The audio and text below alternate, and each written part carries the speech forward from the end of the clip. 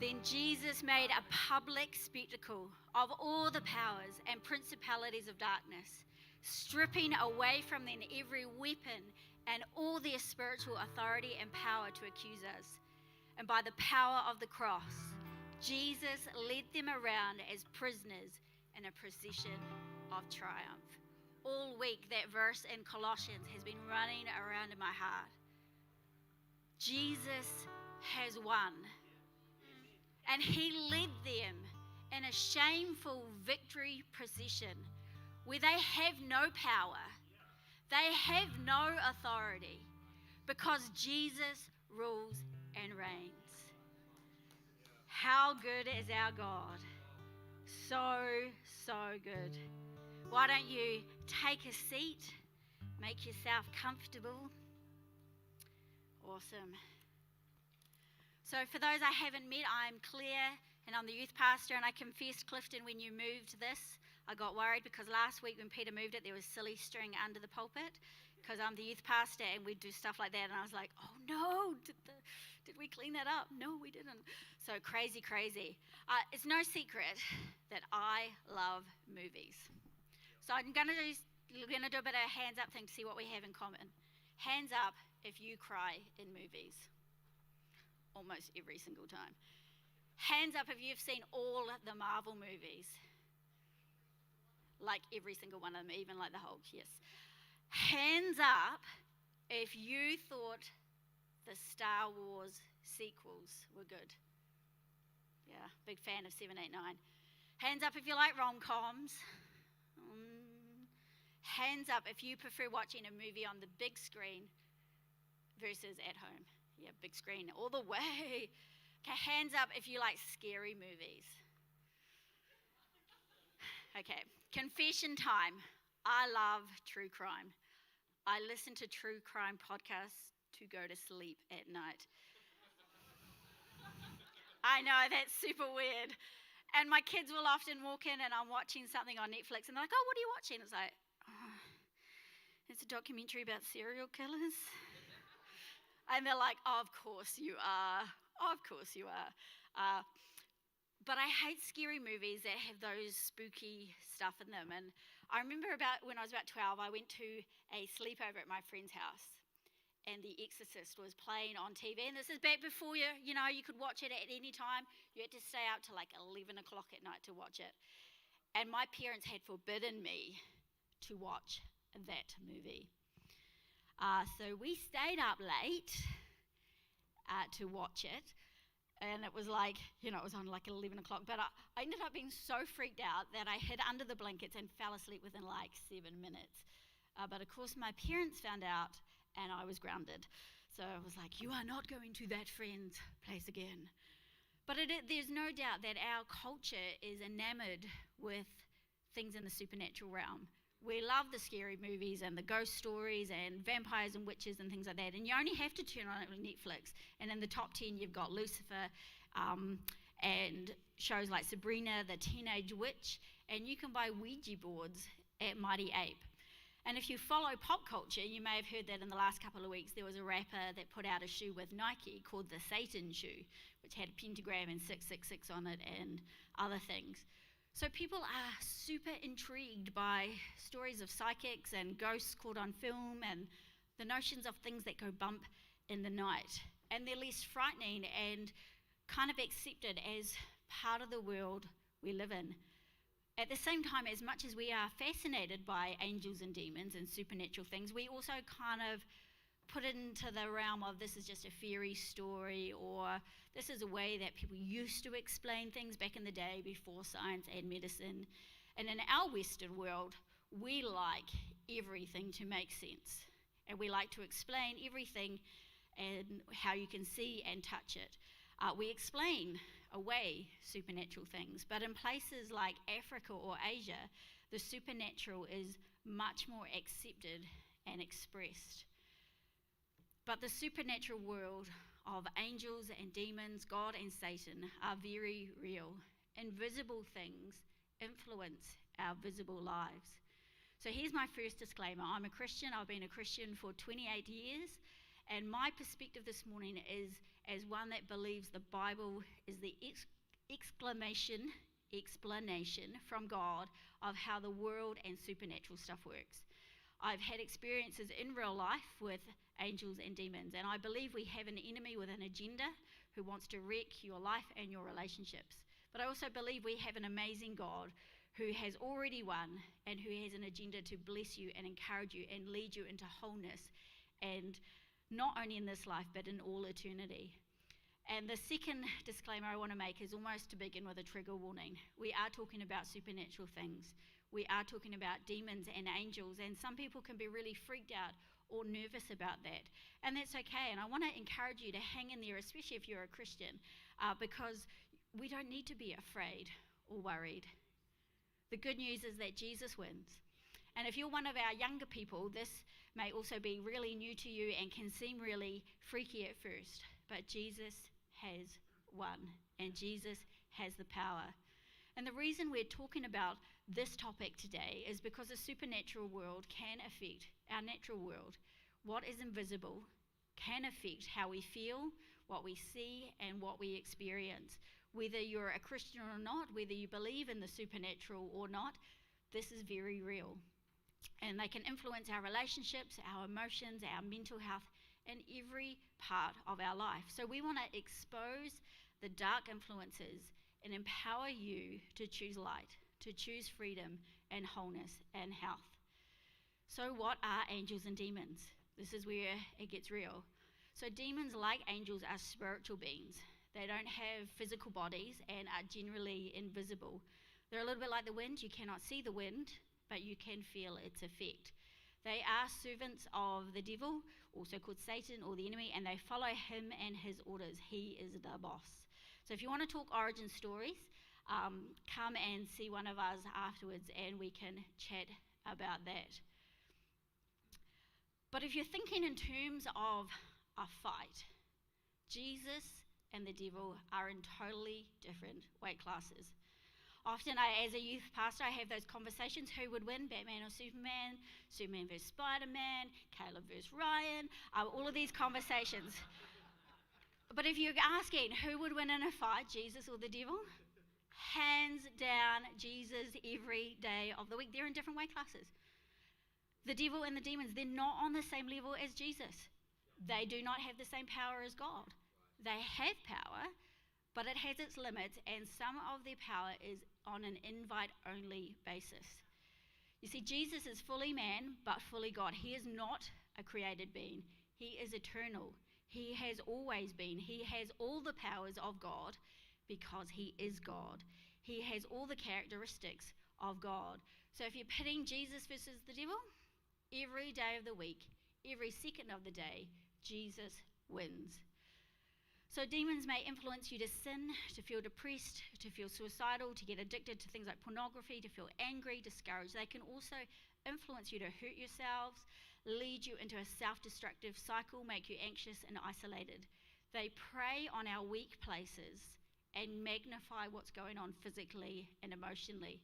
They can affect your health and your sense of peace and your sense of security. They can influence your actions and influence your emotions, and they want to open doors in your life to more of the same. Now, I want to clarify here, this is really important. All of those things can happen naturally, but sometimes we need discernment to see if there is an outside influence. Like I said, the invisible can influence the visible. And also some mental health stuff can be influenced by the demonic. I say can be, but it can also be a very normal, natural, chemical thing, all caused by the circumstances of your life. So you can have Jesus and a therapist too. You can have Jesus and medication as well. In fact, we strongly encourage you to be praying and seeing a counsellor if you are going through a mental health crisis. I want to really put that out there. I think, maybe like 10, 15, 20 years ago, if you were going through something, it was a demon. Whereas we kind of swing the opposite way now and we're like, oh no, it's just a chemical imbalance. But we want to encourage you that if you're not okay, that's okay. Seek Jesus and seek medical information. So demons, their mission is to kill, steal, and destroy. They want you to feel shame and guilt and to pull you away from the truth. That is their agenda. They like Heather said, and the woman on the screen, and the Bible says they can masquerade as an agent of light. And some people will put up that argument that psychics and mediums are not bad because they connect us with our loved ones that are past, or that tarot cards are a fun way to tell the future, or that Ouija boards are just fun, they're not hurting us, and they're not like the scary movies say. And they can turn to these things because they're looking for answers. They're looking for guidance. They're looking in all the wrong places though. It's like making a choice to drink beautiful spring organic water or to drink from the toilet bowl. The enemy's motivation is to distract you from the truth that God loves you, he has a plan and a purpose for your life, and that Jesus is the only way to God. Every time that demons are mentioned in the Bible, they're doing bad stuff and they're ruining people's lives. If we look at the Bible, one of the most recognized people influenced by demons is a guy in Mark 5. And if you're not a Christian, then when you read that story, you're like, this is like crazy. This is like a plot from The Exorcist. There's a guy, he pretty much the lowdown is this guy lives in the cemetery. He is nude all the time. He is self-harming, and he really is having an obvious mental health crisis caused by demons. An invisible supernatural force is influencing how he lives his life, how he processes thoughts and emotions. The visible things that we see and are pointed out to as big problems are the big symptoms of the invisible forces at work. And then he meets Jesus. And Jesus identifies the problem at once, that the problem is supernatural. And he deals with it. Every time Jesus meets someone who is influenced and affected by a demon, he deals with it and he sets them free. The man from Mark 5, after meeting Jesus, he is then seen clothed and in his right mind. He's free. I have had a few encounters with demons and trying to mess with me, and sometimes the encounters are like mildly irritating to all-out war. And I'm not going to go into great detail here, but I just wanted to highlight a couple of things that happened when I was younger. When I was 6, and I wasn't a Christian then, wasn't brought up in a Christian home, I asked my parents for a bed with drawers under it. And my bed had to be right by the door. Because when I was 6, I was freaked out by witches under my bed. And when I say freaked out, I was completely paralyzed by a fear that there was something dark and real under my bed. And my parents would look, and of course there was nothing there, but I could feel it. And it wasn't just a normal childhood fear triggered by watching bad TV and fairy tales. I could literally feel something alive under my bed. And it felt really irrational, but at the same time, that felt really real. And if you asked me to explain, even as I was older, I wouldn't have been able to. And then about 10 years ago, I had a season where I was having terrifying nightmares, and this might feel graphic, that someone was breaking into our house to kill my children. And I would wake up and still be filled with this intense fear that there was really someone in my house. It was like a waking nightmare. I'd be lying in bed, awake, completely paralyzed with the most intense fear that wasn't a dream, and it was real. And that was exactly the same feeling I felt when I was 6, but on steroids. And these dreams happened often, and they were horrifying. Interestingly, they stopped when someone prayed for me, and Jesus stepped into that moment. When I've been talking to people about this topic, I've been asked the question, if I'm a Christian, can demons hurt me? And to be honest, my answer is, well, that depends. In 1 John 5:18, we're assured, we know that God's children do not make a practice of sinning, for God's Son holds them securely, and the evil one cannot touch them. And that word touch means to grab, handle, or influence. So if you're a Christian, you have protection. But just because you've given your life to God, just because Jesus has won the battle, it doesn't mean that the enemy will stop trying to hurt you. I was a Christian when those dreams were happening, and it wasn't until I invited Jesus right into that moment and got specific prayer for that they stopped. The enemy is looking for those vulnerabilities, those open doors, those opportunities to kill, steal, and destroy, and he wants to magnify those feelings of disappointment and discouragement and disconnection. Sometimes we open those doors and give the enemy permission to mess with us by the choices we make and the things that we do. And sometimes as Christians, we're also stepping out, and the enemy hates to see God's kingdom win and for ground to be taken. So he will mess with us to try and stop us and discourage us.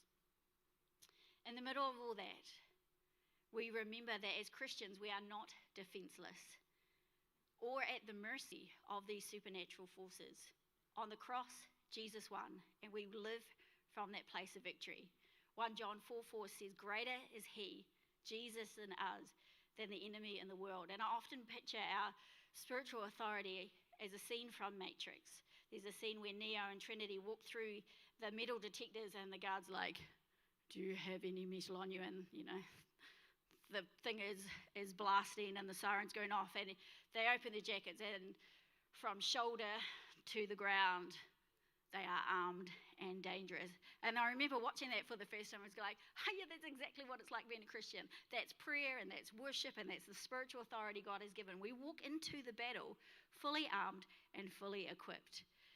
And when we know who we're fighting, and it's not people, it is supernatural forces, it's the behind the scenes stuff, and we know how to fight, we can rest easier that yes, there is a battle, but we are going to see victory. A few weeks ago, actually, when I started writing this message, Angels and Demons, I renamed it. We always seem to live out the messages that we preach. And so I had this night when I was fully aware that there was a bunch of supernatural forces at work messing with me. I didn't sleep until about 4:30 in the morning, and I was really aware there was a bunch of stuff I was feeling physically and emotionally, and I knew who was behind it. I put on some worship and prayed, and instead of the serial killer podcast I would listen to, and I prayed for everybody that I could think of. So I renamed the message. This message is entitled Angels and Shut Up, You Guys Are Defeated. Because I figured the demons wanted to mess with me, so I was going to mess with them and pray for people. Ephesians 3:10 says, "Be strong in the Lord and his mighty power. Put on the full armor of God so you can take your stand against the devil's schemes. For our struggle is not against flesh and blood, but against the rulers, authorities, against the powers of this dark world, and against the spiritual forces of evil in the heavenly realms." So let's flip it over and look at angels now. Angels also can be relegated to fairy tales and feel-good Hallmark TV. Have to confess, big fan of Touched by an Angel, and for those that are more old school, Highway to Heaven. And whereas the mission of a demon is to hurt you, the mission of an angel is to protect you and encourage you. Angels are used by God to deliver messages, bring instructions to people, to protect people, to show God's might, to fight spiritual battles on their behalf, and they love to worship Jesus. In Hebrews 1:13 it says that angels are ministering spirits sent to care for people. But for centuries, artists have portrayed angels as beautiful humans or fat babies with wings and glowing light, complete with the halo, the harps, and the flowing white gowns. But the Bible actually doesn't give a clear description of what they look like. But when they have appeared to people, sometimes they're actually mistaken for as human beings. And other times they have this otherworldly appearance that makes the people fall down, and the angel says, "Fear not." So many times in the Bible when an angel appears, the angel is like, "Be not afraid." And you kind of go, I wonder why that is. Maybe it's because they actually look so amazingly glorious that you're like, I'm actually afraid. I think that's a natural reaction when we meet such a glorious supernatural being. And the Bible doesn't tell us how many angels there are, but it does say there are thousands and thousands and thousands more than we can count. And people often ask what's the deal with archangels and guardian angels? Simple, too long did not read kind of thing. Archangels are like high-ranking angels. Gabriel, who appeared to Mary to tell us she was going to have a baby, and Michael are archangels. And the Bible seems to suggest that they have like this higher ranking and a specific job description. Guardian angels are mentioned in Matthew 18, and it says, "For their angels in heaven always see the face of my Father." And it's a bit of a mystery. We don't know much about them. That's kind of the only time that they're specifically mentioned as guardian angels. And we don't know if you graduate out of it or if there's one assigned per person or anything like that, but there are lots of testimonies of people who believe guardian angels were protecting them in the middle of a crisis. What we do know is that angels are ministering spirits sent to care for us, sent to protect us, sent to encourage us. When I was 17, I rolled my parents' car down an embankment through a fence with 2 concrete posts on either side. As I rolled, I heard the windscreen crash, which freaked me out because my friend was sitting next to me and neither of us were wearing seatbelts. Do not do this.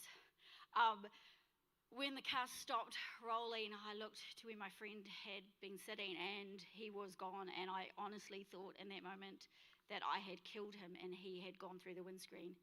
Crazily, amazingly, he had been thrown into the back seat. And right from after that moment, when we both recalled it, in our imagination, when we would picture the accident and have flashbacks, we could both picture an angel shoving him into the back seat, saving his life. We didn't see anything in the moment, but we had this impression that there was an angel right there in the middle of the crisis, and I was very thankful. In 2 Kings 6, we see how angels can be at work behind the scenes. Long story short, we've got Elijah, who's a prophet, and a prophet is someone that gets messengers from God, and one of Elisha's cool points was that God was using him to protect Israel by giving him strategic military locations, and then the Israelite army would go and attack them. But that really frustrated the enemy king, and he was like, I'm just going to send an army, a hit squad, to assassinate Elisha. So Elisha's servant gets up one morning and pulls the curtains open. He's got the coffee brewing in the background, and he freaks out because he's like a little army out there ready to kill them. And he rushes into Elisha, who's sitting there maybe eating his Weet-Bix, and Elisha's like, don't be afraid, don't worry, it's okay. For those who are with us are more than those who are with them. And at that point, I'm thinking the servant is like, have you looked out the window? Have you checked out this situation? Because is there something you know that I don't know? And so Elisha prayed and said, Lord, open his eyes that he may see. And God opened the eyes of his servant. And when he looked out the window again, the mountain and the around was filled with angels and chariots of fire. And these chariots are described as angels. They were there to protect Elisha. They far outnumbered the physical army that was there. In 1 Kings chapter 19, we see that the prophet Elijah, he was overwhelmed by the challenges that he was facing, and he actually has this breakdown where he asks God if he can die so he can escape from everything. He then falls asleep under a tree, and I wonder if we were to pull the curtain back and see behind the scenes, if we would see supernatural forces messing with Elijah. An angel actually wakes him up and encourages him, get up and eat. And Elijah sees that God has provided food and water for him he needed to recharge. And encouraged and cared for by the angel, he then can run into that next season of ministry. And this is similar to Matthew 4, where Jesus is being tested in the wilderness and is there cared for by angels. I think if we could peer behind the curtain, if we could see what was going on behind the scenes in the supernatural world, we would be amazed. It would blow our mind, and we would realize the reality and the importance of things going on. If Heather knew that by doing yoga she was inviting these dark forces in, I'm sure she would have said, no way, Jose. If she could see, though, what God was doing behind the scenes, she would have embraced that. It's one thing to know that angels and demons are real with our head, but it's another thing to let that influence how we live our lives, to see how real supernatural forces are, and then how to see how the invisible influences the visible, to see how we should live differently because of those things. If we could see what happens when we pray, that angels are deployed and are doing mighty things because we're praying, we would want to pray all the time. If we knew that angels were there to care for us, that would encourage us and give us boldness to step out and see God do amazing things. We would be fearless knowing who was behind us.